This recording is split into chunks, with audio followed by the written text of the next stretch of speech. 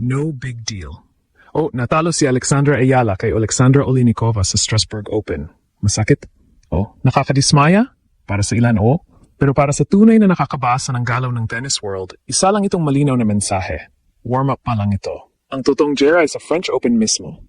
Matapos ang halos 3 oras na bakbakan sa clay, bumagsak si Alex sa score na 6-3, 5-7, 3-6 laban sa dangerous Ukrainian na si Alexandra Olinikova. Isang player na kilala sa unpredictable angles, crafty returns at matinding endurance sa clay.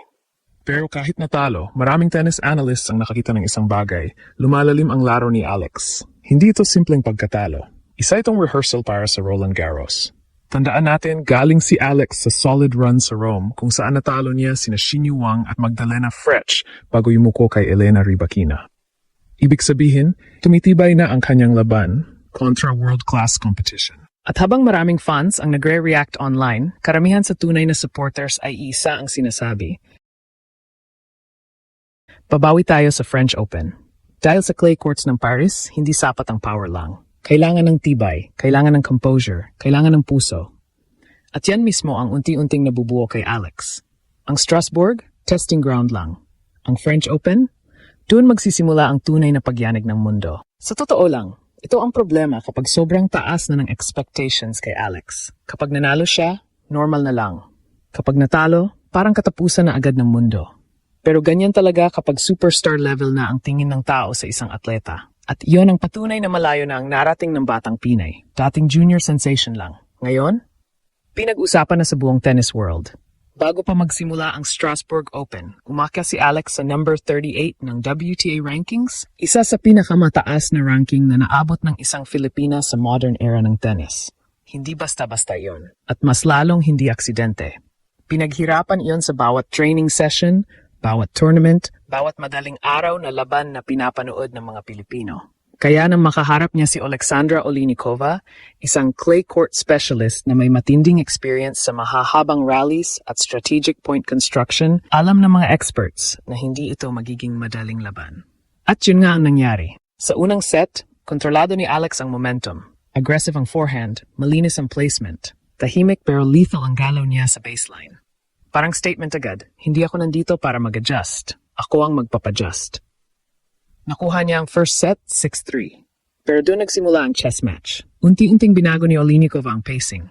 Naghalo ng slower shots, naglagay ng awkward angles. Pinilit si Alex na gumalaw ng gumalaw sa clay. At dito nasubukan ang patience ni Alex. Sa second set, dikitan ng laban. May momentum swings. May breakpoints. May long rallies na halos ubusan ng hininga. Pero sa crucial moments, mas naging composed ang Ukrainian. Nakuha niya ang second set, 7-5. At sa third set, ramdam ang pagod. Hindi lang pisikal, mental din. Ito ang klase ng laban na kailangan mo bago ang Grand Slam. Ito yung laban na hindi mo gustong matalo pero sobrang dami mong matututunan. Kaya habang ang iba ay galit online, ang tennis world naman ay mas nakatingin sa mas malaking picture. At ang picture na iyon, unti-unting nagiging tunay na clay court threat si Alex. Hindi perfect, hindi ito pang development, pero dangerous. At sa Roland Garros, delikado ang ganung klaseng player. Dahil sa French Open, hindi laging panalo ang pinakamalakas. Minsan, panalo ang pinakamatibay. At ito ngayon ang pinakadelikadong parte para sa mga kalaban ni Alex. Hindi na siya yung dating teenager na umaasa lang sa raw talent at emotional momentum. Habang tumatagal ang clay season, mas nagiging mature ang kanyang decision-making inside the court. At kahit natalo siya kay Alexandra Olinikova sa Strasbourg, maraming analysts ang naniniwala na mas malaking panalo pa rin ang nakuha ni Alex kaysa sa iniisip ng karamihan. Bakit? Dahil sa clay court tennis, hindi sapat ang malakas ka lang humataw. Kailangan marunong kang mag-isip habang pagod ka na. At doon nagsisimulang gumanda ang laro ni Alex. Sa laban kontra Olinikova, makikita ang evolution ng kanyang movement. Mas controlled ang slides niya sa clay. Mas maingat ang shot selection. Mas bihira ang panic hitting. At kahit nawalan siya ng momentum sa second at third set, hindi siya tuluyang bumagsak mentally. Lumaban pa rin siya hanggang dulo. At iyon ang pinaka-importanting sign bago ang French Open. Dahil sa Roland Garros, halos lahat ng laban ay parang digmaan. Mahabang rallies, matitinding baseline exchanges, physical exhaustion, mental pressure. At kapag mahina ang composure mo, kahit kaano ka kagaling, dudurugin ka ng clay. Pero si Alex, Unti-unti nang natututong mabuhay sa ganong environment. Kaya hindi aksidente na parami ang naniniwala na kaya niyang gumawa ng malaking upset sa Paris. At tandaan natin, maraming top players ang nahirapan din bago sila naging tunay na Grand Slam contenders. Si Iga Swiatek mismo dumaan sa painful losses bago tuluyang naging reyna ng clay. Si Coco Gauff, ilang beses ding bumagsak bago naging consistent sa biggest stages. Ganon talaga ang proseso. At mukhang nasa gitna ngayon ng transformation si Alex.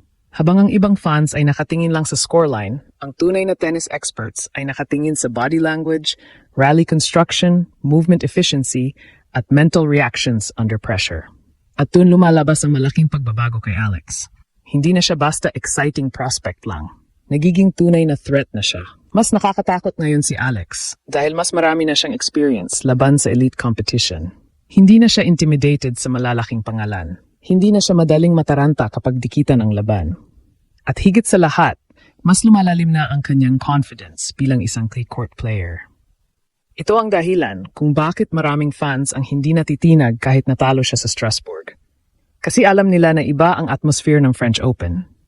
Iba ang energy sa Roland Garros. At minsan, may mga players na hindi mo dapat husgahan based sa warm-up tournaments. Dahil may mga atleta na mas lumalakas kapag mas malaki ang pressure.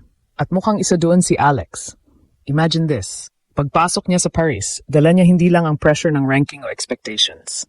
Dala niya ang buong Pilipinas. Dala niya ang pag-asa ng Asian tennis fans. Dala niya ang pangarap ng bawat batang Pilipino na gustong maniwala na kaya rin nating makipagsabayan sa pinakamalakas sa mundo. At kapag nagsimula ng mag-init ang kanyang laro sa French Open, isang bagay lang ang siguradong mangyayari. Magugulat na naman ang buong mundo. Kaya para sa mga nagsasabing malaking problema ang pagkatalo ni Alex sa Strasbourg, baka nakakalimutan nila kung ano talaga ang purpose ng mga ganitong torneo. Preparation, adjustment, sharpening before the real war. At ngayon, mas handa si Alex kaysa dati. Mas matibay ang mindset, mas malalim ang experience, mas dangerous ang laro niya sa clay. At kahit hindi perpekto ang naging laban kontra Alexandra Oleinikova, may isang bagay na malinaw na nakita ng buong tennis world. Hindi sumusuko si Alex kahit gaano kahirap ang sitwasyon. Iyon ang klase ng player na delikado sa Grand Slam stage. Habang papalapit ang French Open, mas lumalaki ang excitement ng fans. Dahil alam nilang anumang oras, kayang gumawa ni Alex ng upset laban sa mas mataas na ranked players. Kayang gulatin ang Paris, kayang gumawa ng history para sa Pilipinas. At kapag dumating ang moment na iyon, isang sigaw lang ang maririnig ng buong mundo. Warm-up pa lang yung Strasbourg. Dahil sa French Open, nagsimula ang tunay na Alexandra Ayala era.